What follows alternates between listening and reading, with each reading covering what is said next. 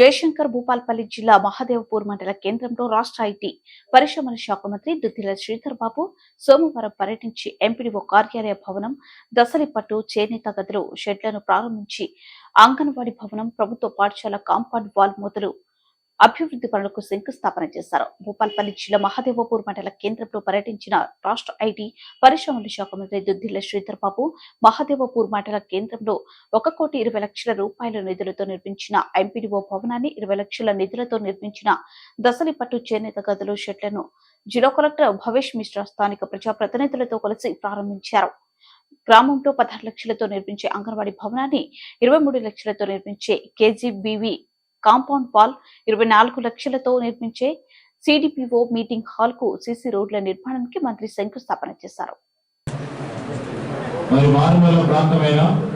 ఈ ప్రాంతానికి సంబంధించిన వనరులకు సంబంధించిన అంశం విషయంలో అటవీ ప్రాంతం ప్రక్కన పక్కనున్న సాగునీటి ప్రాజెక్టు, మరి ఈ ప్రాజెక్టులకు సంబంధించి అటవీ శాఖకు సంబంధించి ఈ ప్రాంతవాసులు ఎన్ని ఇబ్బందులు పడ్డా ఇతరులకు ఉపయోగపడే విధంగా ఈ ప్రాంతవాసులు అనేక మంది త్యాగం చేసిన వారి భూములను, వారి ఇళ్లను, వారి శ్రమను ఈరోజు అన్నిటిని కూడా గుర్తించి రాబోయే కాలంలో ఈరోజు మన కాంగ్రెస్ పార్టీ ప్రభుత్వం మనం ఇచ్చిన 6 గ్యారెంటీలతో పాటు ఈ మండలానికి సంబంధించిన అనేక అభివృద్ధి కార్యక్రమాలు చేయాల్సిన ధర్మం పేరిట నేను మీ అందరికీ కూడా మనవి చేస్తా ఉన్నా. ఒక ప్రత్యేకమైన కార్యాచరణ రూపొందిస్తాం. కనీస సౌకర్యాలకు సంబంధించి మరి ఇక్కడే మొత్తం అన్ని కార్యాలయాలకు సంబంధించి కలెక్టర్ గారికి చెప్తా ఉన్నా. ఈ ఫసాడ్ అంటే ముందరున్న ఈ చూడడానికి ఒక సమాధానం కనిపించే విధంగా బయట compound plus MRO office, MPDO office, అన్ని ఆఫీసులు ఇక్కడ ఉన్న తరుణంలో ఇక్కడ వచ్చిపోయే వాళ్ళకు ఈ ప్రధానమైన కార్యాలయాలు ఉన్నాయని చెప్పే విధంగా కాంపౌండ్ వాళ్ళ నిర్మాణంతో పాటు ఒక ప్రణాళిక సిద్ధం చేయండి. దాని పరంగా నిధులు ఇప్పించే ప్రయత్నం చేద్దాం. దానికి తోడు ఈరోజు మనం ఉపాధి హామీ పనులను మొదలు పెడతాం. దాన్ని కూడా వెనువెంటనే చేపట్టి మరి మార్చి 2వ వారం లోపల కంప్లీట్ చేయాల్సిన బాధ్యత ఉంది.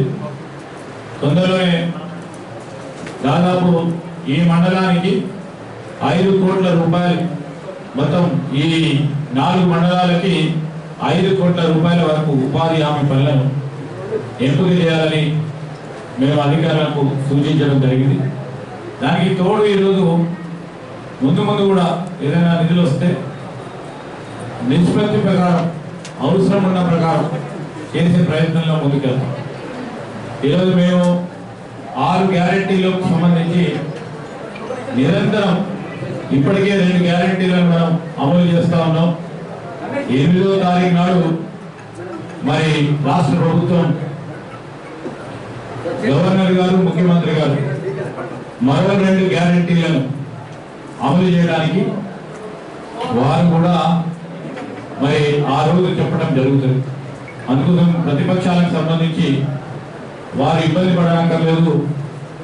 ఈరోజు మేము చెప్తా ఉన్నాం, 6 గ్యారెంటీలను నిభాయించే మాకు దమ్మున్నది, ధైర్యం ఉంది. మీరు ఖజానాలో డబ్బులు ఖాళీ చేసినప్పటికీ ఈరోజు మేము పకడ్బందీగా ఒక ప్రణాళికబద్ధమైన ఆర్థిక క్రమశిక్షణతో ఈ రాష్ట్ర ప్రభుత్వాన్ని నడుపుతాం.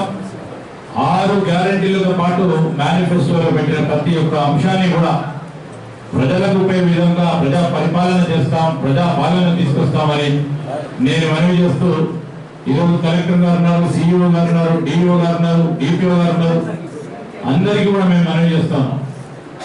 జవాబుదారితనంతో ముందుకెళ్లే ప్రయత్నం చేద్దాం.